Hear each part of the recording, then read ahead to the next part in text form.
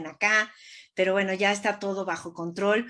Pues bienvenidos nuevamente a este último jueves de cada mes, donde estamos teniendo estos conversatorios y conversatorios que, bueno, pues están tocando temas de coyuntura. No temas nuevos, sino de coyuntura. ¿Y por qué de coyuntura en la actualidad? Hablar de traducción, pues es hablar de uno de los oficios, yo creo que de los más viejos que puede existir dentro del mundo del libro, porque esto permite que que se abran, ¿no?, las fronteras, no solamente del lenguaje, sino del conocimiento. Y hoy por hoy la traducción está posicionándose de una manera muy interesante porque son más visibles, aparentemente, porque de alguna u otra forma se han ido organizando para estar presentes en una discusión sobre las temáticas, sobre las pertinencias editoriales, sobre la construcción de la página, tanto física como digital.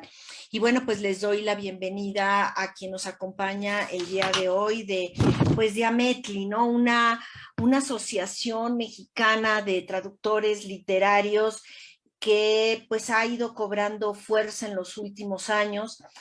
Y hay que pensar también que pues la ruptura de fronteras en los últimos años ha permitido también entrar en diálogos distintos. Entonces, bueno, pues bienvenida Alex Olvera, Arturo Vázquez y Roberto Rueda, pues todos colegas, amigos y con un gran entusiasmo.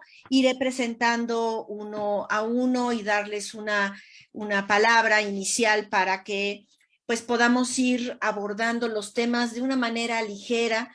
A quien nos está siguiendo, bueno, pues ya saben, está abierto el micrófono, bueno, el chat para que aquí leamos preguntas, opiniones, sugerencias y demás sobre este quehacer.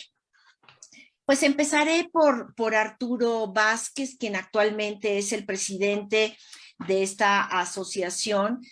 Y bueno, pues es traductor literario egresado del Instituto Superior de Intérpretes y Traductores.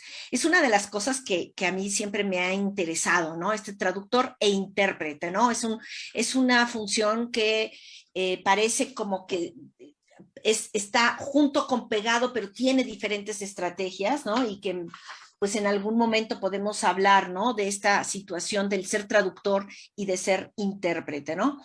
Y también del programa de la formación de traductores del Colegio de México. Es independiente, dedicado a la formación de traductores literarios de septiembre de 1982 a la fecha, y desde 1990 también es investigador en traductología y técnicas didácticas aplicadas a la enseñanza de la traducción literaria del francés al español. Pues bienvenido, Arturo. A mí me encanta que estés aquí compartiendo este espacio de charla y seguramente nos vas a aportar a partir de esta larga trayectoria un montón de experiencia y el tránsito que tú has vivido de una época muy distinta a la que hoy estamos viviendo y que sabemos que también estamos poniendo piezas hacia adelante. Pues bienvenido. Platícanos un poco sobre justo esta trayectoria y hoy por hoy lo que Ametli está significando para nuestra realidad de hoy y hacia adelante y sus perspectivas. Muchas gracias, Sofía, por esta tan amable presentación.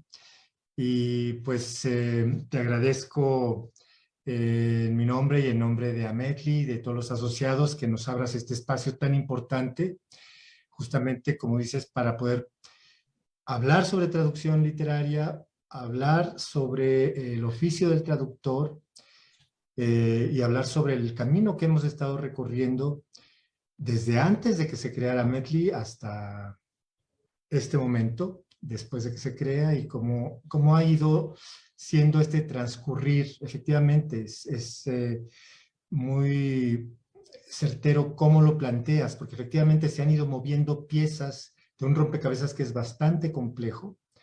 Y pues, digamos que me gustaría empezar por decir que la tradición asociacionista en México es bastante reciente. A pesar de que hay antecedentes en México muy concretos y muy eh, memorables de una primera asociación, la Asociación de Traductores Profesionales, la ATP, que fue fundada por colegas, algunos muy conocidos como Alejandro Senker, como Ofelia Ruti, como Daniel Zaslavsky. Yo mismo en un momento dado también participé en la ATP. Allá estoy hablando de los años 80 y tantos. Entonces, pero la ATP era una asociación mixta que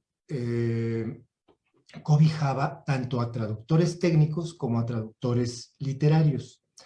Este tipo de asociaciones, como la ATP, existen todavía en algunas otras partes que aglutinan y cohesionan a traductores de todas las áreas y a intérpretes también. Y eso era un poco ese era el corte de la ATP. Hay otro antecedente que todavía además tiene vida, es la Organización Mexicana de Traductores, que es una asociación actualmente que existe, sigue existiendo todavía el capítulo Oriente, con sede en la ciudad de Guadalajara.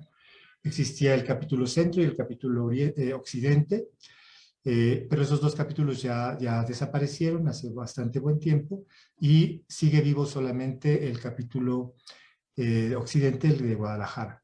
Entonces, y esta asociación aglutina y cohesiona a traductores técnicos sobre todo. También existen dentro de sus afiliados asociados literarios, pero la enorme mayoría son intérpretes y traductores.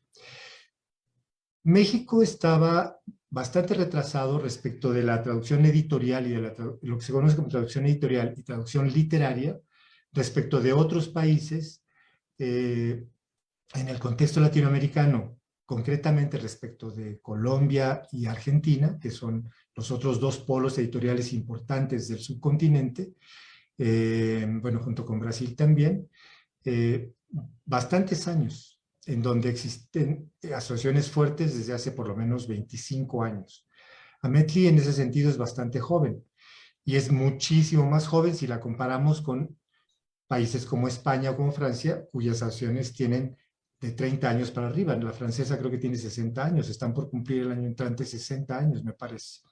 Así que te puedes dar cuenta de la diferencia, digamos, de experiencia y de trabajo acumulado respecto de la defensoría de los derechos de los traductores. Entonces, bueno, había una asignatura pendiente en México y, bueno, finalmente después de muchos intentos y de muchas reuniones y de muchas buenas intenciones, finalmente en septiembre de 2016 se constituye Ametli, la constituyen 12 miembros fundadores y a partir de esa fecha hemos ido hacia adelante, eh, pues con la perspectiva justamente de aglutinar y cohesionar al gremio de los traductores editoriales, representar sus derechos, defender sus derechos, darles visibilidad y pelear muy duramente por obtener mejores condiciones laborales para el gremio. Pues sí, ahí pasamos, ¿no? De esta situación donde uno en el imaginario y a lo mejor es la realidad, el traductor es alguien que hace su trabajo en soledad, ¿no? Y finalmente creo que ir de esta soledad, de esta individualidad a la construcción de colectivos y de gremios también permite una escucha y un crecimiento y un fortalecimiento de esta actividad, ¿no? Y bueno, pues ahí buscaremos que Alex Olvera, quien es comunicadora visual, traductora y promotora de las lenguas y las literaturas escandinavas. Qué interesante, ¿no? Es decir, estamos siempre con el imaginario del idioma inglés, francés, quizá alemán, pero aquí Alex contribuye con un idioma que son ¿no? los idiomas de Escandinavia, por ahí recuerdo que sueco y danés, ¿no? Es como parte de tu fortaleza, ¿no? Así es. Idiomática, ¿no? Y bueno, pues a mí me gusta que en su currícula ponga, descubrió la traducción por feliz accidente hace casi 15 años y desde entonces no se ha separado de ello. Y siempre he pensado que la tinta envenena y aquellos que no teníamos pensado estar en el mundo del libro, un día nos envenenamos y ahí nos quedamos y parece que a ti la parte que te envenenó fue la traducción, ¿no? Y creo que eso es algo que me parece bellísimo. Y bueno, pues has tenido una formación y bastante, no sé, me suena que me encanta que te diviertas tanto. Digo, a mí me encanta divertirme con lo que hago. Yo te veo, y fíjate, con esa sonrisa, ¿no? Y finalmente, pues, estás acompañando en la vicepresidencia Arturo en la actualidad y creo que esa combinación, con todo cariño, Arturo, de la larga experiencia con la juventud de Alex, seguramente se logran hacer puentes intergeneracionales que favorecen justo la consolidación y la proyección de una asociación como esta. Y bueno, pues podríamos Sí, por preguntarte, supuesto. adelante, Alex, ¿cómo Sí, no, visualizas el proceso? Uh-huh. decir que tienes mucha razón en esta afirmación. Por supuesto, Arturo tiene toda la experiencia del mundo y eso enriquece mucho, porque como decías antes, la labor traductora es o ha sido muy solitaria. Y bueno, yo cuando empecé en esto es que no sabía nada, ¿no? Y fui aprendiendo a puros golpes, porque además hablamos de que hace 14 años, 13 años, había muy pocas opciones de formación en traducción, muy pocas opciones de mentoría, muy pocas opciones de todo lo que tenía que ver con lo establecido, ¿no? Por supuesto, el ICIT existía, pero no había tantas opciones como ahora. Entonces, después de tantos años, ser acompañada y acompañar, pues sí, es una experiencia muy rica porque podemos unir perspectivas y caminos, ¿no? Y formas de acercarnos a la traducción. Como ya lo leíste en la currícula, mi camino a la traducción ha sido, se podría decir, bastante accidentado, pero repito, un accidente muy feliz, donde me he ido encontrando con cosas muy distintas, traduciendo textos de lo más variopinto, y desde esa perspectiva escandinava, también trayendo ideas, ¿no? Que quizás no se nos ocurrirían de este lado y que podemos probar e implementar y ver si nos funcionan y pues traer esas otras miradas, ¿no? Al continente. Que como decía Arturo, tanta falta nos hacen porque había esta asignatura pendiente de agremiar y de defender los derechos, ¿no? Los países nórdicos, por supuesto, tienen muchas diferencias respecto a Latinoamérica, pero al menos en lo que toca la literatura, si puedo rescatar algo, y se pueden rescatar muchas cosas, es que hacen una promoción muy agresiva de su literatura. Se saben naciones pequeñas, se saben lenguas pequeñas, pero son también lenguas con mucha riqueza y entonces ven la ventaja y la necesidad de formar frentes unidos e ir y promover literaturas en el mundo, ¿no? Y pues creo que eso es lo que se puede rescatar. Sí, creo yo hay un terreno muy, muy interesante que es la madurez de los traductores para poder llegar a consolidarse, ¿no? Creo que hay un tiempo que también se da en este espacio de la enseñanza, de la búsqueda de hacerlo una verdadera profesión, ¿no? Las licenciaturas, las especialidades, pero la continuidad de la preparación, creo que eso es muy, muy importante. Roberto, pues yo encantada de que estés aquí, además es Roberto Rueda, quien pues pertenece a esta casa de estudios, la Universidad Autónoma Metropolitana, pero además politólogo, así es que supongo que le pones ahí unos toques y unos tintes interesantes a este espacio donde hubo que politizar, se está teniendo que politizar para poder ser visibles y que se consoliden los derechos de quienes hoy sustentan no solamente esta asociación, sino cualquier persona que esté en este transitar, ¿no? Pues también es traductor literario con el diplomado en traducción literaria y humanística del Instituto Francés de América Latina de la Embajada de Francia en México, y escritor, y me encanta que dice aquí, simplemente cayó en la trampa de las historias y las letras. Y bueno, tú eres el que de alguna u otra forma provocaste que este conversatorio se llamara Las Batallas, ¿no?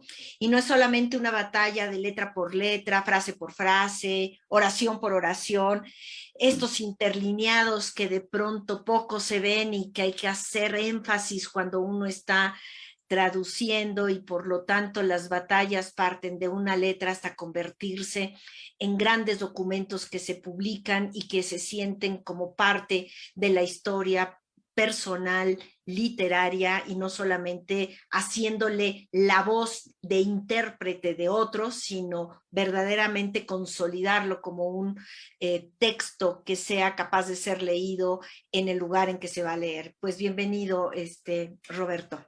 Muchas gracias, Sofía. Te agradezco mucho la invitación que para mí en lo personal, pero a Metli también, como una extensión valiosa, creo que lo es mucho más. Digamos, ese tipo de colaboraciones y participaciones siempre van a ser muy importantes para nosotros, así que te agradezco la invitación, porque más bien es gracias a ti que estamos aquí. Y sí, como buen guamero, es decir, con la formación que tuve en ciencia política, qué curioso, ¿no? Porque una de las primeras cosas importantes que se aprenden en la carrera de ciencia política desde la perspectiva de la UAM, a diferencia de otras instituciones, es que uno hace política desde que nace. Y con esa frase que puede ser tan simple y en donde pueden caber todas las cosas, finalmente, digamos, estas cuestiones políticas y las relaciones de poder, que por más que las tratamos como de evitar o de abordar, es como el tema del dinero, ¿no? Es como estos temas incómodos, pero que de alguna manera siempre están ahí. Y para tratar de aterrizarlo justamente en el nombre que le hemos dado a este conversatorio, justamente en las batallas, una de las primeras cuestiones que me llamó justamente la atención es el trato un poco desigual entre la figura del autor y el traductor literario, con todo lo que eso significaba. Porque si bien, como bien dices, por un lado, afirmar como lo afirmé en esa frase que citaste muy bien, en el sentido que caí en la trampa de las letras por esta cuestión de la fascinación por el mundo de la literatura, y sin que suene demasiado romántico, porque el hecho de la literatura también salva vidas. Cuando tú creces en un contexto muy desfavorable, la literatura puede ser un gran motor y un salvavidas al mismo tiempo. De alguna u otra forma, este tipo de reflexiones también uno, en determinado momento de la vida, se pregunta, ya sea de manera retórica o no, bueno, ¿por qué la traducción no ha de ser también ese mismo salvavidas? Porque finalmente estamos hablando como una especie de alma gemela, por así decirlo. Cuando uno todavía no ha estudiado ni se ha especializado, yo un poco lo veía así. Luego entonces, cuando este nombre pues, de las batallas de los traductores literarios tiene que ver justamente con eso, en el entendido de que tenemos un paralelismo enorme y podríamos decir casi igual de valioso que se tiene con el aura, la mística y la producción literaria de los autores. Es exactamente lo mismo lo que ocurre con los traductores literarios. Y eso implicó un reto a partir de preguntas básicas como decir, bueno, y si esto es así, ¿por qué nosotros no somos, como traductores literarios, reconocidos en la misma manera, con la misma envergadura, con la misma importancia, con el mismo énfasis? Luego entonces, para una cartera como la que yo llevo en Ametli, que tiene que ver con prensa y medios, habrás de imaginar que la proyección, la imagen, esos otros temas que a veces también, tanto dentro de la comunidad traductora como hacia afuera, puede parecer algo banal, al final del día se vuelve muy importante. Debates acerca de comenzar a preguntarnos, bueno, ¿qué pasa con nuestra invisibilidad? ¿Y por dónde tendríamos que comenzar? Y si acaso, para poner un pequeño tema de otros muchos que tienen que ver con nuestras batallas, Justamente una de las campañas en Ametli que armamos con una mejor proyección tenía que ver justamente con la visibilidad. Incluso se dio, o sea, la visibilidad en el entendido de que el nombre del traductor tenía que aparecer en la portada, como decimos nosotros los mexicanos, o en la tapa, en la cobertura. Y este debate más o menos se unió con una polémica internacional a partir de un tuit de una traductora que también es escritora, pero se volvió escritora después, con Jennifer Croft, que lanza un tuit porque se da cuenta que el libro que tradujo de esta novel polaca, Olga Tokarczuk, espero haberlo pronunciado bien, ella es la premio Nobel, pero esta traductora se da cuenta que no aparece, digamos, en los créditos. Y justamente Ametli, más o menos por las mismas fechas que fue la polémica, había lanzado ya una campaña de nombra al traductor.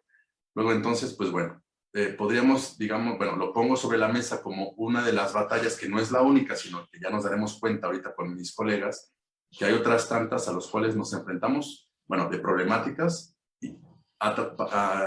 con las cuales tenemos que dar una batalla. Y finalmente para esto estamos aquí, para hablar de esas batallas. De esas batallas, unas batallas que me parece que parten también de la necesidad de un autorreconocimiento. Estamos, como que me parece que muchos de los actores del mundo del libro éramos invisibilizados, pero también es porque no nos levantamos y dijimos, aquí estoy. Y en las últimas décadas empezó a aparecer el corrector, el ilustrador, cuántos otros que, bueno, pues Interlínea a lo largo de estos 10 años, ¿no? Ha contribuido a darle visibilidad en este concepto de interlineado, ¿no? Ese blanco que parece que no existe, pero que si no estuviera, pues el autor no existiría. Arturo, tú has vivido justo este caminar, ¿no? De cómo éramos antes, muy, muy atrás, y siempre nos dolía, ¿no? Era, solamente aparecía el corrector cuando había un error, pero si todo quedaba bien, pues el autor ni siquiera se acordaba, o el traductor, ¿no? Y creo que además una de las cuestiones de la visibilidad del traductor, y ahorita pues espero que abonemos en eso, Arturo, de que la traducción no es una fotocopia idiomática, sino es trasladar la esencia de un texto hacia otro contexto cultural, y ahí es donde tú has contribuido muchísimo en la promoción de la cultura, ¿no? En este terreno de la traducción. Arturo, está apagado tu micrófono. No te preocupes. Siempre se me olvida prenderlo, pero das en el blanco, Sofía, en varios blancos al mismo tiempo. Tu pregunta es bastante compleja. Sí, aquí sencillitos no somos. Sí, voy a tratar de abordar por lo menos 2 puntos que me parecen relevantes. Mira, el asunto de la visibilidad, efectivamente, no es una problemática específica de los traductores o la búsqueda de visibilidad. Tienes toda la razón y haces toda la justicia posible al mencionar al corrector, al ilustrador y a todos los demás elementos de la cadena de producción del libro que permanecen invisibilizados por lo general. Es bien importante que la gente sepa y entienda que esta invisibilización, bueno, tiene causas bastante específicas, pero que no es solamente una pelea particular de uno de los sectores o uno de los eslabones de esta muy compleja y muy frágil cadena de producción de un objeto que se llama libro y que es la herramienta que tenemos para transmitir cultura, para transmitir conocimiento, para romper fronteras, como lo habías dicho. Entonces, el asunto es que todas estas batallas particulares de cada uno de estos eslabones o de cada uno de estos sectores no se ha llevado a cabo de manera colectiva casi nunca. Esa es una cuestión que desarticula casi cualquier tipo de intención de reivindicación gremial que se pueda tener. Porque lo que hemos aprendido a lo largo de muchos años, incluso sin tener todavía a Metli en vida, es que una sola voz es muy difícil que pueda hacerse oír y hacerse respetar en el nivel individual. Es decir, uno puede ir frente a un editor, por ejemplo, que te ofrece un contrato que no es el adecuado, que no está apegado a los términos de la ley o que tiene cláusulas abusivas. Son los contratos, los famosos contratos leoninos que nos ofrecen muchas veces, que nos siguen ofreciendo. Pero no es lo mismo que el reclamo lo haga un colectivo agremiado en una asociación y que tenga una representación y una representatividad, sobre todo, explícita y reconocida además por terceros, a que lo haga un solo individuo. Esa parte es bien importante y es por eso que las asociaciones han tenido en los últimos años, Sofía, como tú lo dices, bastante éxito en sus reivindicaciones. No solamente las de los traductores, sino también las de los correctores y también las de los ilustradores. Entonces, y eso no es un fenómeno particular de México. Existen también en Argentina, existen en Colombia, existen en todas partes. Es decir, estos colectivos se han dado cuenta de que la lucha tiene que hacerse de manera gremial. Ese es un punto de partida muy importante para empezar a romper la invisibilización a la que están sometidos. Y hay otro punto ahí que me gustaría mencionar, que es que la pelea no es solamente por volvernos visibles. Sí está muy bien la parte de la visibilidad. Sí es muy importante que se nos reconozca como autores de nuestros textos, en particular a nosotros. Pero también es importante que a los demás se les reconozca el valor del trabajo que hacen y que se les otorgue el espacio en el libro y en todo lo que tiene que ver alrededor del libro, que por derecho les corresponde. Eso es innegable. Pero se tiene que hacer también desde una perspectiva de lucha en contra de la precarización profesional. Eso es sumamente importante porque no es solamente una pelea porque nos vean, porque nos reconozcan y porque digan, ok. Porque fíjate, hay una paradoja bien interesante, Sofía. El asunto es que el traductor, culturalmente hablando, es una entidad o un agente cultural particularmente reconocido. Es decir, la gente sabe de alguna o de otra manera que el traductor es importante, porque es una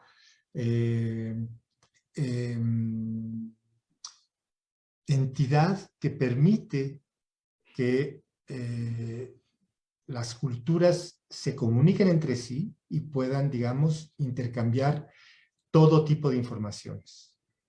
Entonces, el asunto es que para poder lograr esta visibilidad, es necesario también luchar en contra de la precariedad que te obliga a permanecer, digamos, con un subsueldo, no se te reconoce no se reconoce propiamente el valor de tu trabajo porque casi siempre te pagan muy poquito. Y siempre es una pelea para estar tratando de conseguir mejores tarifas para los agremiados, para uno mismo, para los amigos, para los colegas, etcétera. Entonces, visibilidad y pelea o lucha en contra de la precarización son dos elementos fundamentales en estas batallas de las que hemos estado hablando. Hay más, pero bueno, por lo pronto ahí me quedo para no monopolizar tanto la palabra. Sí, no, Pero al seguramente contrario. seguiremos hablando de esto. O sea, Son temas que verdaderamente nos apasionan a todos, nos preocupan y hay que ir entendiendo las diferentes capas, ¿no?, de la problemática, porque no es una sola, por supuesto que tiene este terreno, ¿no? Mucho más, ¿no? De raíz, ¿no? Y hay que encontrar dónde está la raíz de este problema. Bueno, pues agradezco, hago aquí a Paulina, a Martín, a Víctor y a Star Antares, ¿no? Que creo que saluda a Alex. Mi hermana. Es tu hermana, sí, que está muy orgullosa de ti, entonces yo también estaría orgullosa de ti. Pero bueno, pues invitarlos a que nos hagan comentarios, nos den su opinión, hagan preguntas, porque son conversatorios que buscan también el diálogo con nosotros. Yo sé que nosotros 4 podríamos estar aquí un ratote hablando, pero la idea es también escuchar a quienes están ahorita acompañándonos en vivo.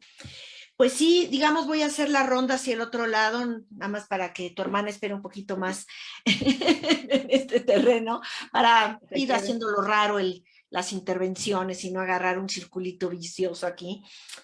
Pero fíjate que 2 cosas me surgieron escuchando a Roberto. Por un lado, pues tuve el privilegio de entrevistar hace muchos años para Interlínea a Finetti, quienes estaban haciendo una nueva traducción de Marx, ¿no? Del Capital de Marx, y creo que eso fue como muy interesante porque lo que aprendí en aquel momento, porque uno aprende muchísimo al hacer entrevistas, lo que aprendí era cómo los diferentes tiempos y las nuevas estructuras del lenguaje permiten hacer traducciones actualizadas. Y por lo tanto, el nombre y apellido de quien o quienes hacen algunas traducciones tiene mucho significado por la raíz cultural y autoral que puede tener ese traductor frente a lo que está escuchando y a quién se está dirigiendo. Entonces creo que eso es un capital cultural que cada uno de los traductores tiene y que en su colectivo supongo que los diálogos cruzados entre ustedes va permitiendo también ese fortalecimiento de ese lenguaje. También tuve la oportunidad de entrevistar a Vicente Forés, valenciano, que ya falleció, que estaban haciendo la nueva traducción de Shakespeare, ¿no? Y bueno, pues la discusión de ser o no ser, que parecía que era ser y no ser, que no, eso, no, como que había ahí una duda, ¿no? Y que al final de cuentas era si era I o era O, y al final de cuentas se quedaron con lo que ya digamos, la sociedad había aceptado como una frase de Shakespeare sin tener que meterse en otro terreno, ¿no? Y entonces ahí es donde, Roberto, caer, ¿no? En estas partes de la estructura académica en el que se presentan, digamos, cierta currícula para ir aprendiendo, pero que en realidad más, digamos, está la currícula, pero sobre todo yo creo que la vida extracurricular que se puede vivir en cualquier proceso formativo permite, ¿no?, que la madurez de cada uno de los traductores y de los nuevos y de las nuevas generaciones vaya teniendo otra visibilidad al respecto de la traducción literaria. Sí, claro. Digamos que no todo es la cosa de la academia. Y tal vez para seguir enfocándonos justamente en lo de las batallas y retomando tanto lo que acabas de decir como lo último que dijeron mis colegas en términos pues de que la visibilidad, digamos, no lo es todo. O sea, esa es una de las batallas y creo que es una muy importante. Obviamente que no es la única porque pues vamos a estar abordando las cuestiones que ya esbozamos en términos de la desigualdad económica, digamos, la precarización del trabajo, que es otro tema, la poca solidaridad que a veces los que somos personajes aparentemente minoritarios en la industria editorial, pues al no establecer esas sinergias nos volvemos más débiles y no todo el mundo lo entiende así. Hace rato mencioné a esta traductora que hizo una especie de boom mediático en términos de llamar la atención acerca de los créditos de la traductora y de la traducción.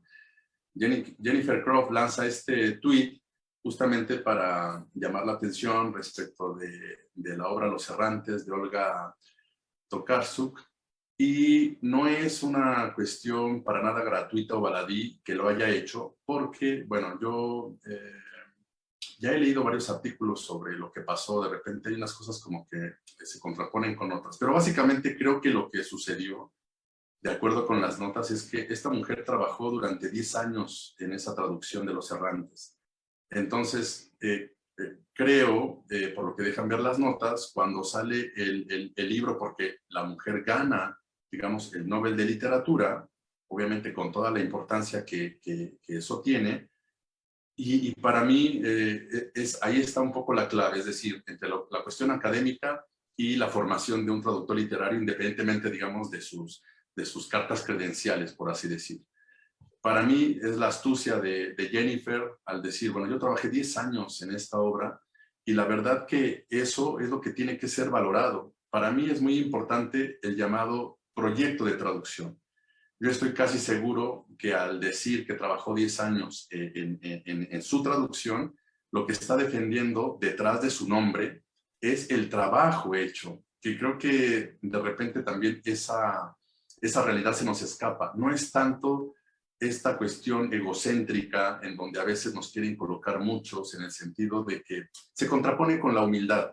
Es decir, siempre a estos personajes minoritarios, incluyendo a los traductores literarios, creo que se nos ha enseñado, tanto dentro como fuera de las aulas, que tenemos que ser unos seres humildes en extremo y que mientras más invisible seas, incluso dentro de tus textos, es mucho mejor. Un traductor invisible, un texto invisible, donde no se sienta el traductor y parezca que el texto fluye en un buen español, para algunos editores sigue siendo como la traducción.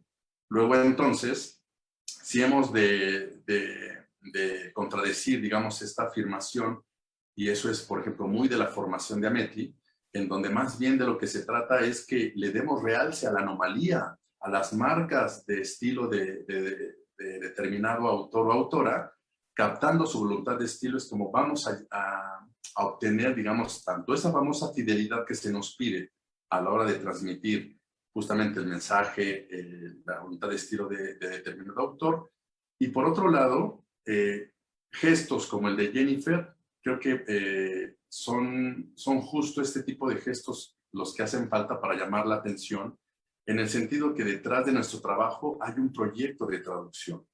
A diferencia de las traducciones técnicas, todo el trabajo que uno pueda desarrollar para elaborar un proyecto es previo al trabajo de la traducción, porque incluso en sus declaraciones, un poco traduciendo su propio enojo, de por qué no la pusieron, digamos, en la tapa de ese libro de la Premio Nobel, es por el hecho de que ella menciona que se dedicó mucho tiempo a escoger las palabras exactas, tanto las palabras exactas como también para que la obra tuviera ese aspecto de universalidad. Yo supongo que al ser una escritora polaca, yo no he leído, digamos, esta obra de Los Errantes, pero supongo que ha de ser una historia donde Polonia es un actor importante, ¿no?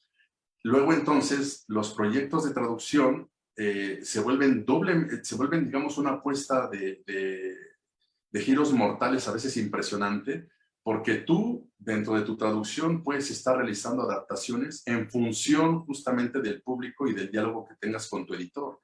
¿Qué quiere el editor? ¿Quiere mantener la pureza de la obra? ¿Quiere vender la obra? ¿Quiere recuperar una inversión que tal vez fue importante? Entran muchos factores a la hora de elaborar un proyecto de traducción. Y también entra a colación la soledad o si realmente estás conectado con un gremio.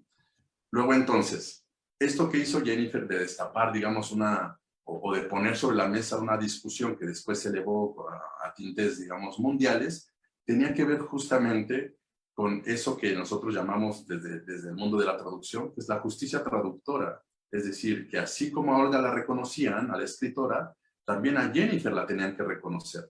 Y se apeló mucho después al hecho de que varios premios tendrían que ser compartidos, y creo que lo logró, porque después de esto, o incluso creo un poquito antes, el Premio Internacional Booker comenzó a ser repartido, ya no se otorgó directamente a la autora o autor, sino también al traductor.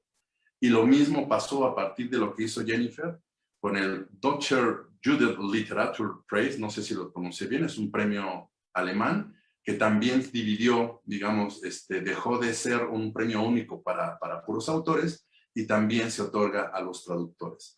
Luego entonces, con esto cierro el comentario, son muchas las batallas, es decir, podrían ser tantas como quisiéramos discutir aquí, pero independientemente de que la visibilidad no es la única y aparentemente no tendría que ser la más importante, como podemos darnos cuenta dependiendo del contexto, digamos, aquí fue una traductora literaria estadounidense que ha residido en Buenos Aires, ha escrito en español, pero creo que es bueno que se hagan este tipo de debates para que la gente reflexione, y no solamente la gente, sino primeramente los otros agentes de, digamos, de la industria editorial. Porque claro, todos los que mencionaste son importantes y de repente con esto de la provocación, ¿no? A veces me nacen frases como, bueno, ok, está muy bien, todos tenemos reivindicaciones, pero también, y emulando a Zapata, pues las batallas son de quienes la trabajan, ¿no? Es decir, creo que el esfuerzo de Ametli no ha sido gratuito en términos de tratar de inocular en nuestros asociados el hecho de que sin el gremio, pues no es que no haya nada, pero habría muy poco, o tendríamos que seguir trabajando tal vez en condiciones como antes, en el sentido del aislamiento y de pensar que tú estás solo y de que nadie te va a ayudar, y de que necesitas hacer una currícula impresionante, intelectualmente hablando, para que entres a cierto círculo que te tome en cuenta. Creo que ahí también está un poco la clave. No sé qué piense Alex, pero creo que va un poco por ahí. Sí, tocas algo muy interesante porque justo, bueno, yo decía en la introducción que, y decías tú también, Sofía, que llegué por accidente y fue muy feliz el accidente, pero no dejó de ser accidente. Y eso fue lo que me hizo ver ver la necesidad de trabajar con el gremio y de aportar, ¿no? Todos los que trabajamos en Ametli como parte del consejo directivo, lo hacemos de forma voluntaria, ad honorem, sin remuneración y sin mayor reconocimiento quizás que el ver las cosas materializadas, ¿no? Estas reivindicaciones y las luchas. Pero la razón por la que finalmente decidí, debo decir, no sin muchas dudas, a participar del consejo fue justamente reflexionar lo que dice Roberto. Pues, uno, que las batallas son de quien las trabaja, y dos, que si a uno ya le tocó un camino bastante accidentado, y seguramente tanto a Arturo como a Roberto les habrá tocado todavía más accidentado que a mí, pues no hay por qué perpetrar eso, ¿no? Y no hay por qué obligar a los que vienen atrás a que también la pasen así. Quizás se ha malentendido a veces en muchos círculos, no nada más en el de la traducción y de la literatura, que todos tenemos, como dicen en inglés, que pay our dues, ¿no? Tenemos que sufrirle para ganarnos aquello que tenemos. Pero sufrirle desde ese lugar feo, ¿no? De, pues a mí me pegaron con la regla, pues a ti también.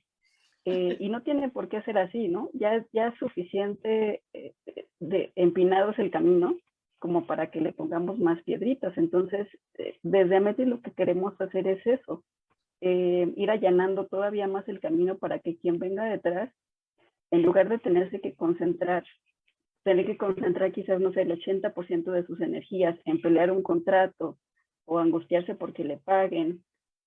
Tenemos casos así, hemos visto casos así y seguimos viendo casos así, pueda concentrar sus energías en estas traducciones, ¿no? O sea, yo me quedo pensando, por ejemplo, esta traductora Jennifer Krupp, ¿qué habrá tenido que pasar en 10 años para ver ese fruto de la traducción? Porque no es nada más sentarte los 10 años a traducir y elegir las palabras, es cómo pagó sus cuentas, a quién le tuvo que pedir prestado quizás. O sea, yo ya me estoy haciendo una historia, ¿no? Claro, en mi cabeza.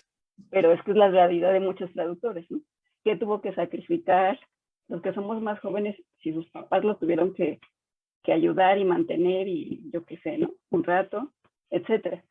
Entonces, bueno, hay muchos sacrificios y creo que por ahí va también esta cuestión del reconocimiento y de la visibilización, ¿no? Y del trabajo gremial, porque por un lado queremos no tener que hacer esos sacrificios que nos absorban tantas energías y nos desvíen de nuestra labor principal, que es la traducción, y por otro lado, pues queremos poder aportar, ¿no? Pero para aportar necesitas tener. Entonces, y para tener necesitas pelearle. Y para pelearle, pues estamos todos como grupo, ¿no? Entonces, al final creo que es por lo que venimos luchando, porque además esa visibilidad será, y muchas veces es el resultado de lo otro. Es decir, no tenemos visibilidad porque tenemos precariedad, ¿no? desde la precariedad se construye la no visibilidad. Las estrellas de rock que vemos en la tele, ¿por qué las ven y por qué las reconocen? Pues porque hay un reconocimiento de su valor detrás, ¿sí? Si a nosotros no se nos reconoce ni siquiera un contrato, ¿cómo esperamos que nos pongan en la tapa del libro, ¿no?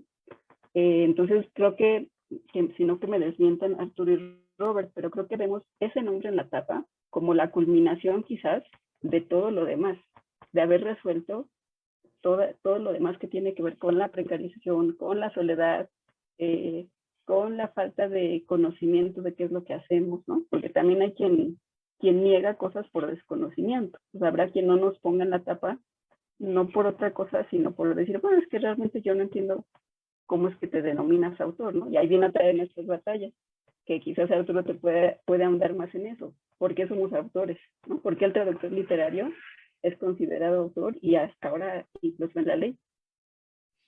Sí, bueno, pues ahí yo creo que hay una batalla que también es como muy importante y que es la cotidiana también, ¿no? Es decir, la batalla de la palabra precisa y esa palabra precisa dirigida hacia diferentes escenarios, que me parece que también es importante. Por ahí, pues se habló al principio de la traducción literaria a diferencia de la traducción técnica, ¿no? Que parece ahí como que hay como si fueran dos profesiones y diferentes maneras de ver, pero también tú, Alex, te has involucrado por tus carreras de origen con el doblaje, ¿no? Y también está aquel que hace la interpretación y abonaron hace ratito otra palabra que también está en este juego, que es el de la adaptación. Entonces, creo que ahí este asunto de esa batalla también por esa palabra precisa, justo de lo que hablaron, ¿no? Es decir, lo que significa dónde estoy, no sé quién te está tapando, Alex, algo se atravesó ahí. Hay un papelito. No, no te preocupes, yo no sabía si era el gato, porque luego los gatos son protagonistas del Zoom últimamente, ¿no? Digo, ¿a poco no? ¿No? Se te pone, se atraviesan así. Pero bueno, este asunto, ¿no? Alex, ¿cómo hoy, cuando además tenemos ya más claridad en los diferentes soportes y medios de la transmisión de información, de conocimiento y de literatura, ¿no? Y de experiencias de placer y científicos y demás, ¿no? Esta necesidad de entender cuál es la palabra precisa, ¿no? En cada uno de estos diferentes soportes, ¿no? Así es, porque justo como lo dices, cada soporte tiene especificidades, ¿no? Yo me podría echar una súper conversación aquí sobre los medios audiovisuales, que también es una rama que estamos explorando desde Ametli y esperamos explorar en el futuro más a fondo. Pero bueno, independientemente del rollo que me pueda echar, sí, cada soporte tiene especificidades, y ahora que la literatura o la expresión de la literatura se ha abierto a tantas plataformas tan distintas, que tenemos, por ejemplo, un repunte de los audiolibros, ¿no?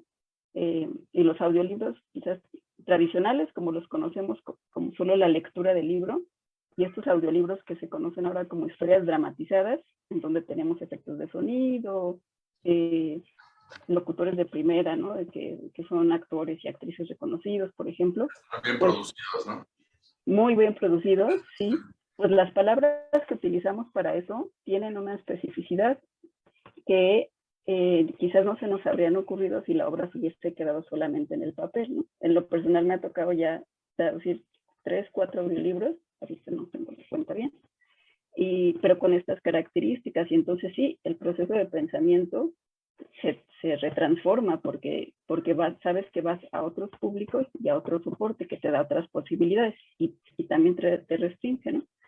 Pero eso hace que, de nuevo, y a lo mejor voy a ser muy cansina, pero se haga muy importante defender los derechos del traductor, porque, por ejemplo, algo que nos pasa mucho es que cuando tú haces el contrato para una obra, cedes todos los derechos de todo, es decir, los derechos en el tiempo, en los soportes, para la producción de esa obra. En muchos contratos dicen así, en todos los soportes conocidos y por conocer, o una cosa por ahí, ¿no? Una cosa espantosa, además, espantosa. Sí, Sí, quiere decir que si mañana descubren otra plataforma u otro medio para reproducir este libro, pues tú ya cediste los derechos como traductor, y creo que eso muchas veces no abona la incertidumbre que ya tenemos, porque nos vemos obligados, o quizás no obligados, pero nos vemos compelidos a desarrollar habilidades, a ser todavía más buenos en nuestro trabajo, sin la remuneración ni económica, ni de reconocimiento que ello implicaría. Y eso deviene en que muchas veces trabajemos con mucha presión, pero que además los resultados, no voy a decir que son malos, porque a la mayoría de los traductores que conozco, más bien a todos los traductores que conozco, nos importa hacer un trabajo de calidad, nos paguen o no nos paguen. Pero la verdad es que cuando trabajas con tanta presión, con tiempos cortos, con una remuneración precaria, pues no te puedes dar el lujo de dar un resultado todavía mejor como quisieras, ¿no? Y entonces, pues vuelvo a lo mismo. Por todas esas cosas es por las que lucha Metli, porque el mundo se nos está abriendo de maneras que quizás nunca hubiéramos pensado, y tenemos que ir a la par de ese mundo abierto defendiendo, ¿no? Y creo que nos ve un poco así como Don Quijote peleando contra molinos, ¿no? Que se levantan nuevos a cada vez. Eso porque habla de los formatos. Ay, perdón, me metí, Sofía, pero es que me hace reflexionar en esta cosa de los formatos, y tal vez sería bueno que Arturo aterrizara, antes de seguir con lo de los formatos, que es muy interesante, con la cosa justamente de la batalla del contrato de traducción. Es decir, partir por lo básico, y creo que hay cosas interesantes que él podría compartir al respecto. Sí, bueno, y abonando justo a esta pregunta, Arturo, ¿no? Es decir, estos contratos, pero estas maneras de analizar la traducción para ser leído en papel, en digital, en pantalla de audio, video, para ser escuchado, porque finalmente la coma es muy distinto. Bueno, yo cuando hago los guiones para el programa de radio tengo que ver y saber que van a escucharlo, y tengo que hacer un énfasis distinto a cuando ya voy a publicar en redes sociales lo mismo. Pongo lo mismo, pero no es lo mismo, ¿no? Hay que hacer una traducción también interna. Y este asunto de en cualquier lugar y en cualquier circunstancia también da miedo de que se vaya a perder, ¿no? De que se entienda que esa es la única manera de traducir ese texto, y de pronto lo lleven a la pantalla, y en la pantalla no es lo mismo, ¿no? Entonces está ese como gran problema, ¿no, Arturo? Sí, por supuesto, por supuesto. Mira, el asunto específicamente de la puntuación, por ejemplo, es una de las partes más complicadas de la traducción. Hay muchos lugares comunes que van, vienen, se dicen, se comparten al respecto. Voy a referirme específicamente a lo que yo conozco mejor, que es la traducción literaria. Por supuesto. No hablaré de la gran libertad que existe para modificar una puntuación preexistente en el texto en el texto de partida, adaptándola hacia el texto de llegada, quitando, poniendo, etcétera. Porque sobre todo ahí, y ahí quisiera retomar el asunto de la diferencia entre la traducción técnica o pragmática y la traducción literaria, más propiamente dicha, y es que justamente en una de estas dos áreas, que es la pragmática y la técnica, científica, el texto carece de una voluntad de estilo expresa. Es decir, no es lo preponderante. Lo que ahí impera en ese texto es la importancia de que la información pase con claridad, y que además la lectura sea lo más unívoca posible. Entonces, esto cambia absolutamente la jugada y lo pone en otro ámbito, digamos, de consideraciones de estructura sintáctica, de claridad y de transmisión de información. Cuando se trata de literatura, la puntuación, tú lo sabes bien, Sofía, se trata de un asunto sobre todo caprichoso. La puntuación es un fenómeno subjetivo que no tiene manera de asirse de manera completamente formal. Hay ciertas cuestiones en la puntuación que son inapelables. Es un error y no puede considerarse de otra manera si se pone, por ejemplo, una coma entre el sujeto y el verbo. O entre el sujeto y la acción. Entonces, pero cuando no se trata de eso, sino más bien se trata de fenómenos que el autor decide decir de esa manera, por ejemplo, con estructuras muy complejas, que tienes una principal y tienes una serie de incisas o parentéticas y de subordinaciones, dentro de las subordinaciones, y vuelves tu sintaxis particularmente compleja y pesada, eso es un rasgo de autor, eso es una cuestión estilística que el autor quiso que fuera de esa manera. Es decir, el autor de manera deliberada no está escribiendo una circular o un tratado técnico, no quiere ser claro, quiere ser deliberadamente oscuro, porque además la intención es que el texto no tenga una sola lectura. Y esa es la diferencia principal en todo esto que hemos estado diciendo sobre la elección de la palabra adecuada, de cómo reorganizas el sintagma. Todo eso en literatura tienes una pauta muy bien establecida por el autor del original, que establece comportamientos sintácticos que muchas veces son anómalos dentro de la misma lengua de partida. Porque un autor reconocido con un estilo que le es propio y que tiene su impronta, pues no escribe circulares administrativas, escribe literatura. Y la literatura navega por espacios que son completamente inasibles en cuanto a su capacidad expresiva, su capacidad de invención, su capacidad de generación de imágenes, y eso tiene que ver incluso también con la puntuación, muy particularmente. Algo que se dice mucho es que, por ejemplo, la puntuación del francés o del inglés o de otra lengua no es igual que la puntuación del español. Obviamente, eso es una aseveración correcta, pero que no es del todo verificable cuando se trata de literatura, porque de hecho la puntuación del original muchas veces corresponde a una anomalía dentro de la misma lengua de partida. ¿Qué haces con ese fenómeno anómalo? Ya de por sí en la lengua de partida. ¿Lo vas a hacer desaparecer para normalizar el texto, para aplanarlo, como si fuera un bistec y que no te cueste trabajo comértelo? Pues no. Ahí el asunto se vuelve muy peliagudo porque efectivamente ni siquiera tienes que estar pensando en el público receptor, porque el público es una entelequia, no sabes quién va a leer ese texto y no sabes a quién le va a gustar y quién lo va a poder entender, tal como ocurre con los originales.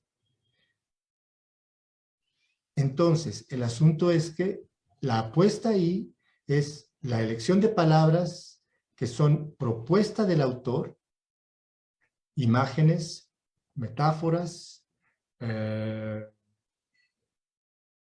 formas discursivas que son extrañísimas, pero que son la marca del autor. Por eso lo puedes reconocer, por ese estilo que él está creando y que le está poniéndolo en el texto.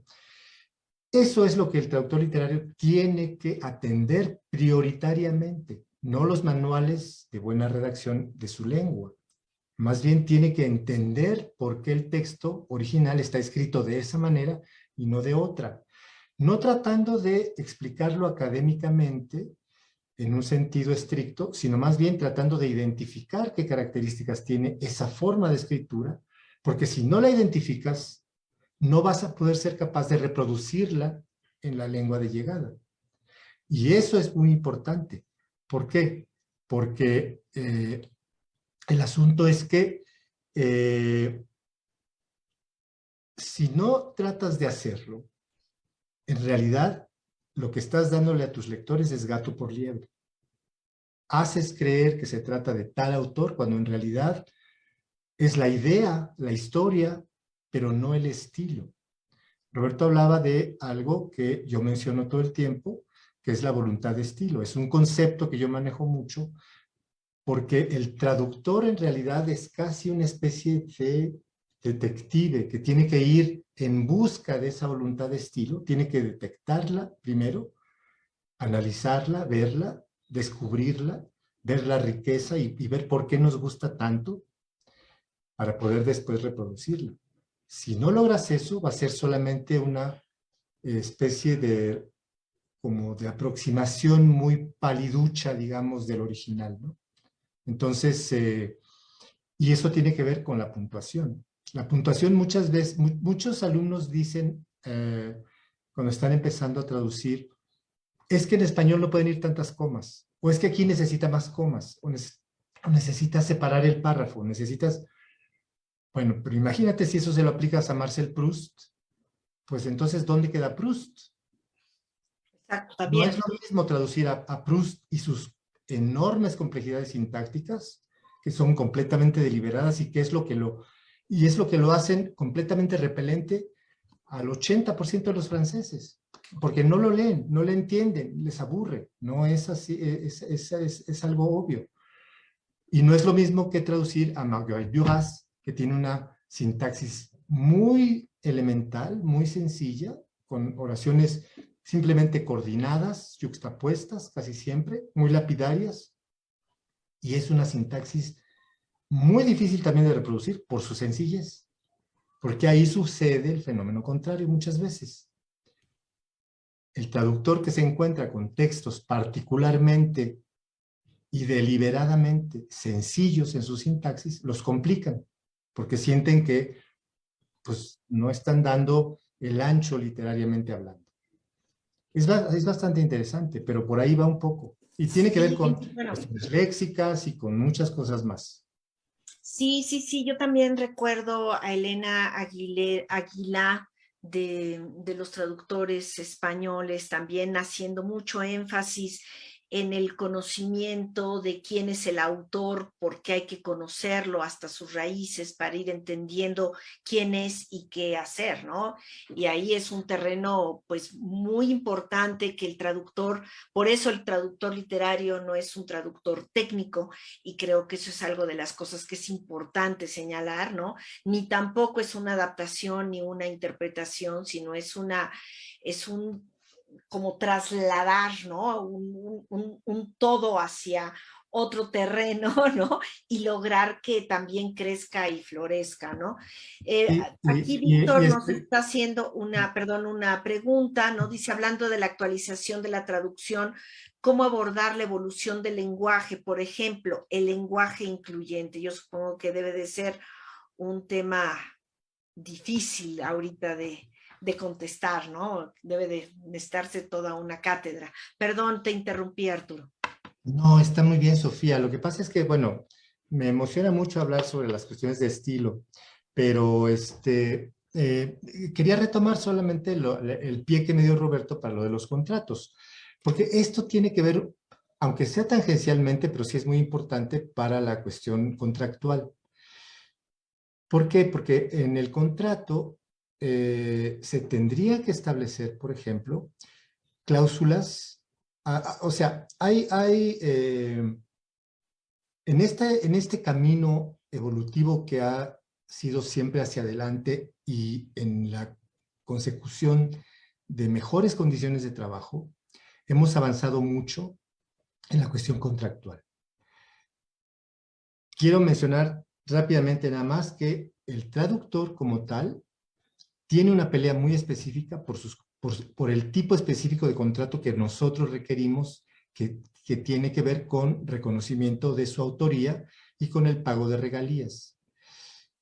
Pero hay otros sectores, lo que mencionaba Alex hace ratito, dentro de la misma traducción, que están completamente precarizados con respecto a nosotros. Nosotros tenemos muchas batallas ya ganadas respecto de esto. Ahorita voy a explicar por qué. Pero, por ejemplo, los subtituladores, los que trabajan para los grandes consorcios y las grandes plataformas, están completamente desprotegidos.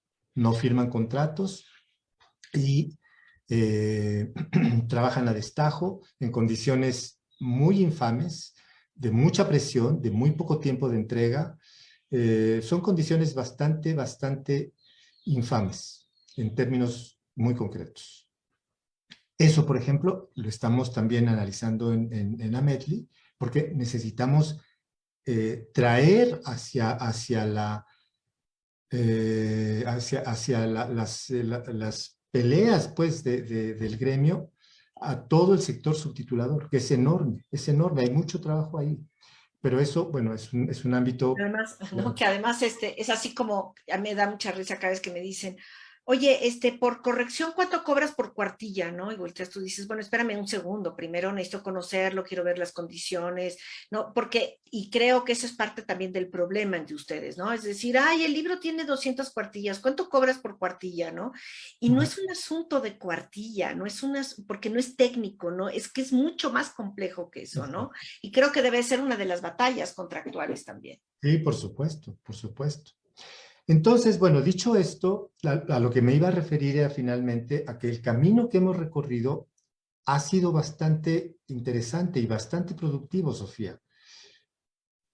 En Ametli tenemos un contrato tipo que la gente puede consultar en la página, lo pueden ver ahí, y lo proponemos como punto de partida para la negociación con los editores.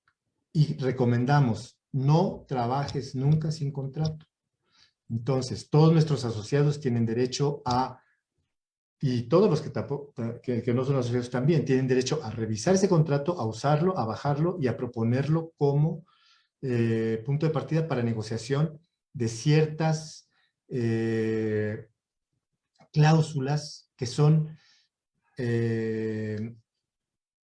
necesarias y que no pueden no estar en un contrato, que son inevitables. Entonces, el asunto es que nosotros tenemos también que concentrarnos ahora en todo lo que estaban ustedes diciendo sobre la proliferación de nuevas plataformas y de nuevos soportes. Porque efectivamente tiene razón Alex cuando dice que muchos contratos tienen todavía la cláusula que dice en este soporte o en cualquier otro que pueda existir en el universo conocido y desconocido. Entonces dices, bueno, pero entonces, ¿cómo es eso? No, el asunto es que se tiene que firmar un contrato si es soporte papel, se tiene que tener en consideración las ediciones que pueden estar previstas, se tiene que tener en consideración una serie de cuestiones importantes que están dentro del contrato y necesitamos también empezar a hablar de contratos digitales. Ya se hace en la mayoría de los países. Nosotros tenemos esa asignatura pendiente porque no hemos todavía podido subir el modelo de contrato para soporte digital, pero es muy importante porque ahí, por ejemplo, no se puede hablar de tiro, es decir, no hay manera de determinar cuántos ejemplares se van a tirar, por ejemplo. Eso hace un cambio muy importante en lo que a los derechos de regalías le corresponde al traductor. Entonces, es nada más un pequeño ejemplo. Por ahí vamos caminando hacia un nuevo paradigma contractual.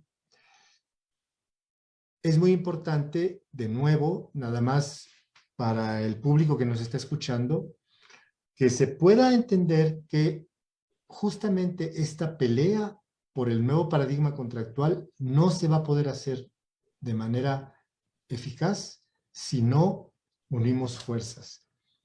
Ya nada más con esto cierro. Mira, varios individuos se pueden configurar en una asociación civil y es mucho más efectivo que cada uno de estos peleando por separado. Pero una vez que está hecha la asociación civil, puede darse y debe darse la sinergia con otras asociaciones civiles. Es decir, para crear alianzas. Es el caso de las federaciones internacionales o de alianzas como Alitral, de la que nosotros formamos parte, y que aglutina a las asociaciones española, argentina, brasileña, colombiana y mexicana, por ejemplo, ¿no? Pero también somos ya parte, por suerte, de la Federación Internacional de Traductores, de la FIT, ¿no? Entonces, es en ese nivel en donde las cosas pueden hacerse de la mejor manera y tenemos todos que empujar muy fuerte hacia allá. Sí, pues creo que esto además se fortalece dándole visibilidad a a este sitio web que me parece que responde a mucho de lo que ustedes han avanzado con pues sus documentos, con sus alianzas, con las actividades, las acciones de formación, que todo esto me parece que hace que se note la digamos, la apertura y la búsqueda de que esto vaya mucho más allá, pero además es muy formativa esta página, ¿no? Y de enormes vinculaciones y creo que pues esta es una página fresca, amable, muy cordial. Yo la verdad, el otro día que me metí me pareció bellísimo, ¿no? Cómo está construido y habla del buen manejo y la enorme claridad que tienen de quiénes son, qué están haciendo, hacia dónde van y a quiénes están aglutinando, ¿no? No sé, alguien que quiera hablar sobre cómo fueron construyendo esta página y que además para mí me parece que habla de ustedes, ¿no? En esa transparencia. Bueno, Alex o Roberto, si quieren. Pues tal vez, digamos, porque Alex tiene un poco más de prisa, pero si acaso, sin meterme mucho en las cuestiones técnicas de la página, creo que es el reflejo de lo que Ametli es a estas alturas del partido. Y más que meterme en las cuestiones técnicas de la página, que la hizo gente muy competente y que efectivamente era uno de nuestros objetivos, digamos, tratar de hacer una traducción lo más fielmente posible en página web de más o menos cómo están las condiciones de Ametli. Y si tú, cuando la exploras, te darás cuenta de que Ametli, pues justamente hablando del título de este conversatorio en cuanto a las batallas, digamos que toda proporción guardada, muchas de esas batallas están plasmadas ahí y yo las traduzco al mismo tiempo como los intereses de una agenda muy concreta que me da mucho orgullo decir que, bueno, me da mucho orgullo pertenecer a Metli, por una parte, pero no de manera gratuita o solamente por decirlo, sino que es una asociación muy joven en relación con otras asociaciones con las que estamos en contacto, por ejemplo, en nuestra famosa Alitral, que es una alianza para la promoción de la traducción literaria, en donde están asociaciones de España, de Brasil, de Argentina, de Colombia y obviamente nosotros como mexicanos. Entonces, si te das cuenta, los puntos que hemos abordado aquí, y no sé si los voy a decir todos, pero lo que tiene que ver con los contratos, lo que tiene que ver con la visibilidad, la importancia que le da Metli a la educación, la importancia de la formación continua, la importancia del espíritu asociativo también, los objetivos de armar alianzas no solamente gremiales, sino académicas, la importancia de las certificaciones. Hemos logrado cosas también parteaguas en México en relación con las certificaciones para traductores literarios. Es una cosa que no existía en México. Entonces, bueno, estos puntos que dan como una especie de abanico, no sé si Alex, digamos, quiera complementar, pero básicamente estos puntos, de alguna u otra manera, se reflejan justamente en la página. De hecho, por eso tardamos un poco en sacarla, porque queríamos plasmar, digamos, de manera como muy fresca y muy asertiva, el mayor punto, bueno, los puntos más visibles o más importantes de esta agenda tan compleja que tiene que ver con la lucha gremial de los traductores literarios. No sé qué pienses, Alex. Sí, pues no lo pude haber dicho mejor que Robert, nada más agregar que además tiene, bueno, primero decir, voy a hacer un comercial, el nombre de nuestra diseñadora está hasta abajo de la página por si quieren contratar sus servicios después de ver qué bonita quedó. Cierro comercial. Y sí, bueno, concentra todos estos puntos la página, pero además tiene algo muy particular que no he visto en otras y que de alguna forma cristaliza todo esto que venimos diciendo de la lucha conjunta, ¿no? Y como un colectivo y no como individuos separados. Que que es dar visibilidad a cada uno de los miembros, pero que cada uno de ellos tiene agencia, o tenemos agencia para presentarnos y decir quiénes somos.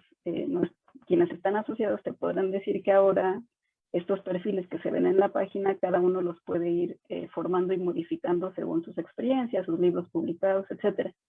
Y aunque puede parecer algo muy, muy banal, o quizás pues nada más un dato curioso, creo que es importante porque eso da cuenta de que realmente buscamos como asociación la participación de todos. Es decir, por supuesto hay este consejo directivo porque tiene que existir, pero como asociación buscamos realmente no solo integrar a nuestros asociados y que estén allí y estén en un directorio y pues sean unas caritas en una página, sino que cada uno de quienes formamos parte aportemos y aportemos a estas batallas, pero también aportemos a las soluciones y compartamos la felicidad de las victorias que obtenemos, ¿no? Me gustaría nada más, Sofía, gracias por darle este recorrido al público sobre la página. Te quería decir, el contrato está en principios éticos. Ahí está, ahí pueden encontrar. Mientras estabas hablando, ahí lo recorrió. Lo recorrimos, ¿no? Y bueno, pues sí, aquí yo creo que sí me gustaría que Alex empezara a cerrar. Creo que la plática, como era previsible, podía durar más tiempo y creo que hay muchas cosas que decir, pero creo que hay mucho dicho en esa página, mucho dicho en estos enunciados de las batallas. Y pues aquí lo más importante es que el trabajo que realizan ustedes es fundamental y es de veras, yo me siento muy orgullosa de que en México tengamos una asociación así, una asociación que se organizó para poder lograr esa visibilidad en un reconocimiento autoral de manera ya formalizado en la ley y que además estén acompañados de todo este marco de personas que seguramente fueron dándole el punto y la coma correcta para poder decir lo que había que decir de quiénes eran a través de sus batallas gremiales, pero que además beneficia a todo el resto del sector editorial, ¿no? Es decir, su logro, aunque ese es el de la batalla de este sector, beneficia a todos los sectores, ¿no? Y creo que eso es importante saberlo, ¿no? No es nada más, ay, uno ya lo logró, ahora van los correctores. No, yo tengo la impresión de que todo eso va siendo una maquinaria donde nos vamos empujando unos a otros de diferente manera. Alex, si pudiéramos ir cerrando. Sí, gracias, pues tomo lo que dices como pie para decir que tienes toda la razón, que en Ametli buscamos el beneficio de todos porque entendemos que el libro es el resultado del trabajo de todos quienes nos estamos involucrados, ¿no? Que el libro no se origina de forma espontánea y por lo tanto solo seremos tan victoriosos como sean todos los involucrados, ¿no? Te agradezco mucho la invitación y pues nada, le doy la palabra a mis colegas. Adelante, Roberto.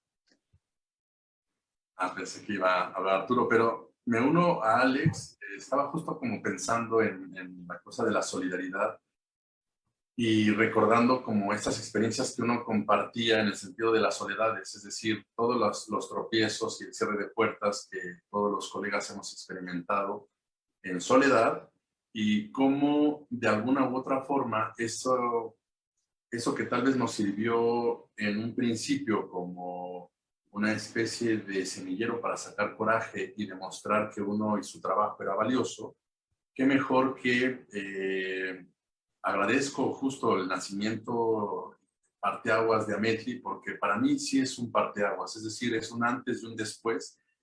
He revisado un poco la historia de la anterior asociación de traductores, todo lo que se ha hecho en relación con la traducción literaria, pero creo firmemente que este perfil gremial con más seriedad y con más, digamos, profesionalismo, aunado justo a lo que ya mencionó también Alex, en el sentido de que en esta asociación los que trabajamos en el consejo directivo lo hacemos armándonos, digamos, de una paciencia y de abrir un tiempo en nuestra agenda para poder dar un poco de nuestro trabajo gratuito. que decirlo así suena como muy frío, pero más bien es como un trabajo de corazón, de sacrificio, porque realmente la gente se sacrifica para estar en Ametli, para poder, digamos, avanzar en una agenda que ha sido difícil, a veces malentendida o peor incomprendida, pero justamente por eso, no solamente por pensar, sino por afirmar que es una asociación parteaguas, es que independientemente de los sacrificios, por lo menos yo me doy cuenta de que es un trabajo importante y que justamente puede servir, no sé si pueda ser tomada así o no en el futuro, no lo sé, pero como un ejemplo de que cuando hay una sinergia a partir no solamente de la humildad, sino también del reconocimiento del trabajo y decir que somos profesionales, y no solamente decirlo, sino confirmarlo y traducirlo en cuestiones concretas, en una agenda concreta, con puntos muy reales y muy aterrizables, es que podemos seguir avanzando.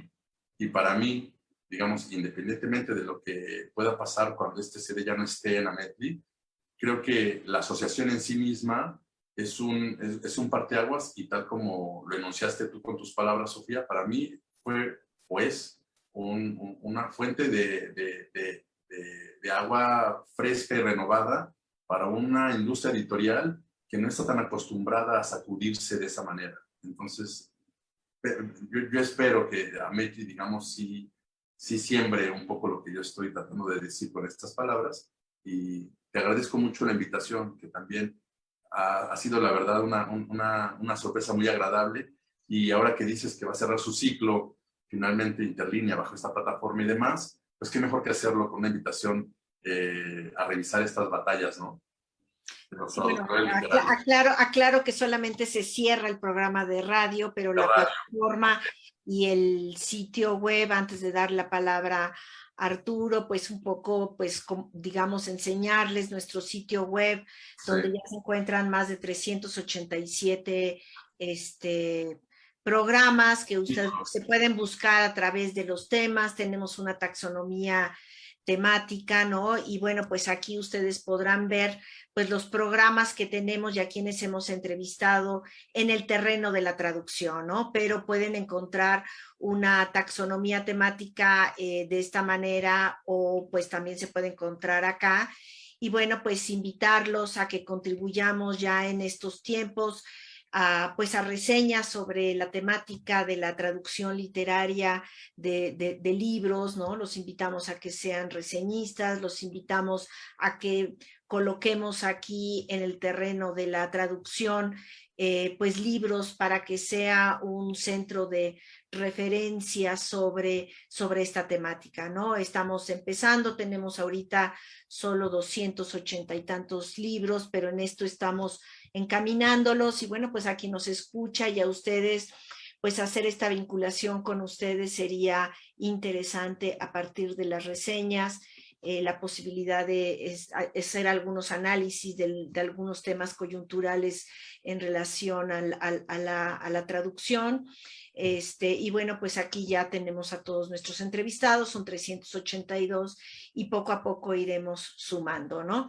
Y bueno, pues esa es un poquito la idea. Y también pues por el otro lado, este programa, bueno, pues terminará en este terreno de nuestro canal YouTube, que ya tiene también toda una trayectoria de testimonios de editores independientes, de colegas, en fin, aquí el canal YouTube es un canal que nos hace falta promocionar, pero que al mismo tiempo tiene un contenido, y este conversatorio pues pasará justo a este espacio de los conversatorios que tenemos en este canal, ¿no?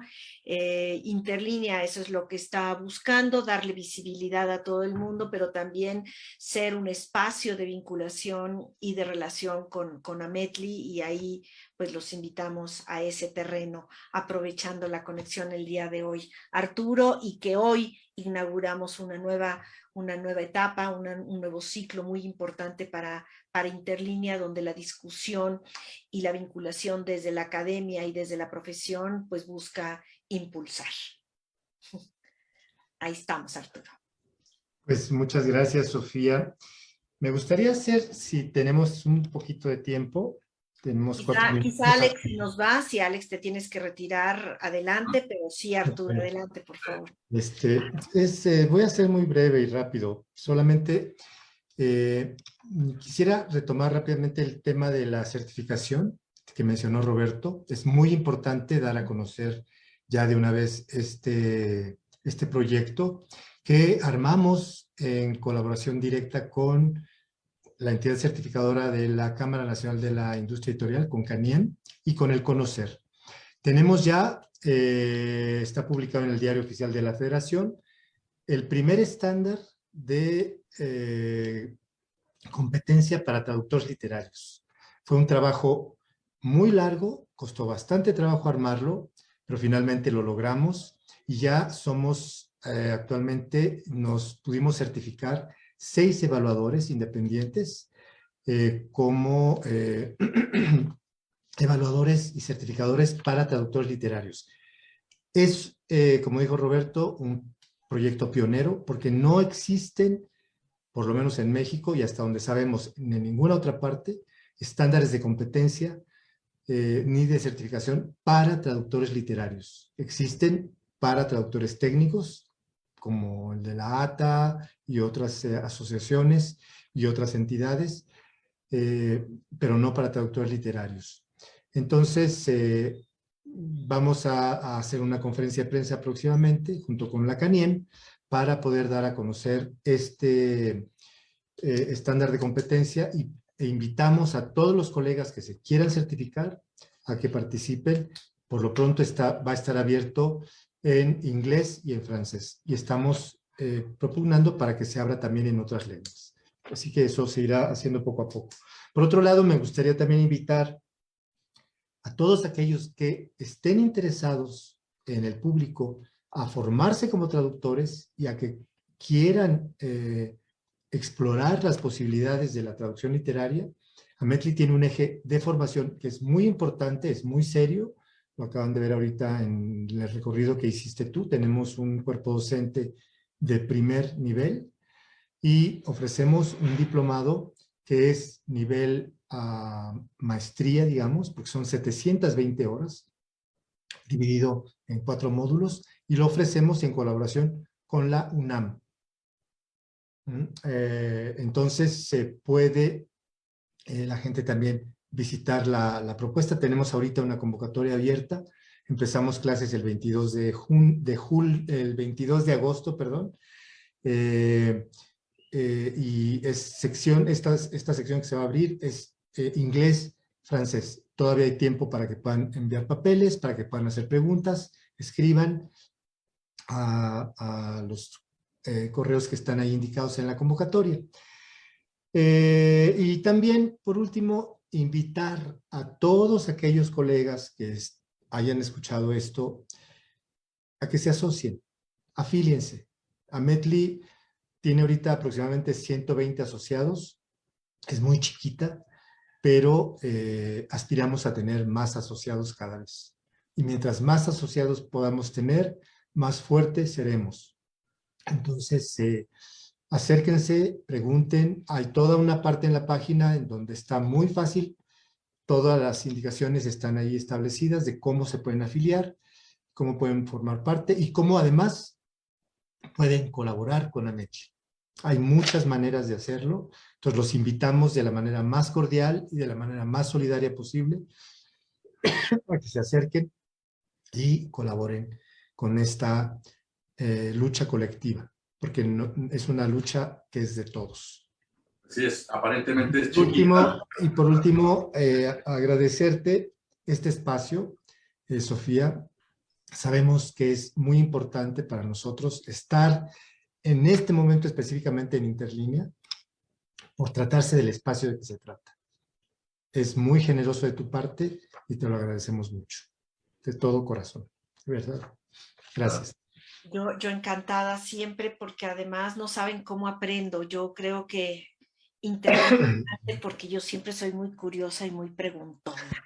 Y me encanta aprender, y cada que tengo este tipo de cosas, la verdad para mí es un goce antes que otra cosa, y creo que desde ahí lo desarrollamos. No sé si Roberto querías algo decir al final para ya cerrar. Eso que decía Arturo en el sentido de que es una asociación chiquita por el número de miembros que tenemos, pero ya hemos dicho que por el tiempo corto de existencia, para el tiempo tan cortito y los pocos aparentemente asociados que tenemos, en realidad hemos logrado mucho, más que otras asociaciones en el mismo tiempo que tuvieron de vida. Entonces, eso la verdad que es bastante significativo. Qué mejor que unirse, digamos, dejar atrás este paradigma del trabajo del traductor literario en soledad para unirse a las filas de Ametli. Y ustedes, bueno, ya han observado, hemos expuesto aquí justamente como las batallas. Esperamos que se unan para que vayamos todos juntos de la mano. Y tal como dijeron mis colegas, tanto Alex como Arturo, yo quiero reconocer, digamos, el trabajo de mis colegas porque justamente sin estas sinergias, sin este trabajo en equipo, en realidad las puertas ni la visión, digamos, se te abren tanto como en una asociación como lo es Ametli. Muchas gracias, Sofía, por la invitación. Pues bienvenidos, seguimos adelante, vamos codo con codo o algo así. Así es que pues estamos en estas mismas batallas, ¿no? En estas batallas donde, bueno, pues vamos logrando darle salida, pero sobre todo con ese placer del envenenamiento de la tinta, esa tinta que nos lleva a divertirnos, que nos lleva a tener un placer y un goce muy particular. Adelante, Arturo, ¿ibas a decir algo? El micrófono. Qué barbaridad. No, es que lo tengo apuntado desde hace rato y no lo he dicho. Entonces no nos podemos ir de aquí sin decirlo. Gracias, Sofía, por ofrecerme 2 minutos más, nada más rápidamente. Un proyecto de los más importantes que tenemos y uno de los mayores logros que hemos tenido es justamente el proyecto de decreto que presentamos en el Senado de la República para adicionar el capítulo 8 en el título 3 de la Ley Federal del Derecho de Autor, que es referente al contrato de traducción literaria.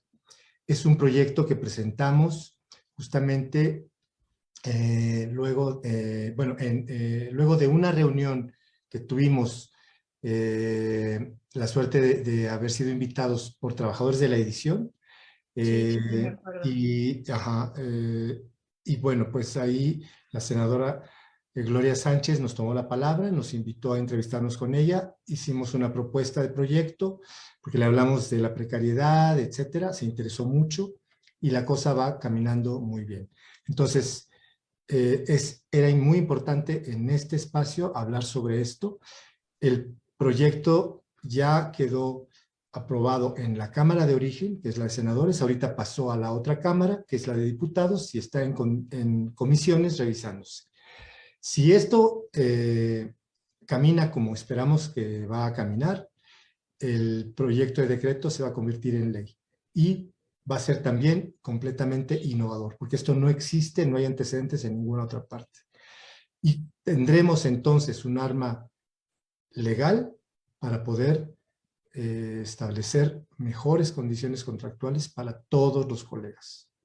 Y es muy importante. Fíjate que yo recuerdo ese momento en el que ustedes llegaron a esa reunión con trabajadores de la edición, que fue pues importante porque se empezaron a abrir ahí otros canales de diálogo, pero sí, he de reconocer que ustedes llegaron con un avance sustantivo, ¿no? Para poderlo presentar con una fortaleza que fue verdaderamente lo que abrió brecha, es decir, su presentación ese día levantando la mano desde el público para hacer lectura de algo, fue claro, contundente y tiene que ver con ese otro trabajo que ya llevaban caminando y que lograron mostrarlo con mucha seriedad y fortaleza y pues hay que felicitarlos, ¿no? Porque precisamente pues habla, ¿no? De esa cohesión y esa lógica, porque tenía lógica, ¿no? Y muy bien sustentado, ¿no? Entonces, felicidades porque la verdad para mí ha sido así como, wow, ¿no? Vi cómo se abrió esa puntita, yo puedo decir, yo estuve aquella vez que pusieron la primera letra de ese decreto, yo ahí estaba, ¿no? Pero bueno, pues muchísimas felicidades, creo que sería bueno cerrar, pero bueno, quedan muchas cosas abiertas, ya saben dónde estamos cada uno de nosotros. La idea es justo estos diálogos, ¿no? Que nos permitan, aunque estemos aparentemente dispersos, ¿no? Responder a una problemática mucho más compleja. Y creo que, bueno, pues nos queda el reto de hacer algunas entrevistas más puntuales de varios de los temas que se tocaron el día de hoy para profundizarlos con un poquito de mayor detalle a la brevedad. Este es un conversatorio que abre también el apetito para que desde Interlínea y desde estos podcasts que están fijos en la página web, bueno, pues tengamos una presencia como documentos del qué, quién, cuándo, dónde, cómo, por qué, para qué, ¿no? Y que rompe un poco también, y es otro lenguaje también, ¿no? Es decir, no es lo mismo estar en este conversatorio que estar en una entrevista más temática, pero bueno, pues yo les agradezco muchísimo su presencia. Ya nos retiramos. A todo el mundo, muchísimas gracias por haber estado aquí y nos vemos el último jueves de agosto, pues con algún otro conversatorio. Ahí estamos diseñando un par, ya estamos ahí armando lo que sigue. Bueno, pues hasta luego y gracias. Te lo deseamos mucho, Sofía. Alex también se despide. Muchas gracias. Chao. Gracias y felicidades.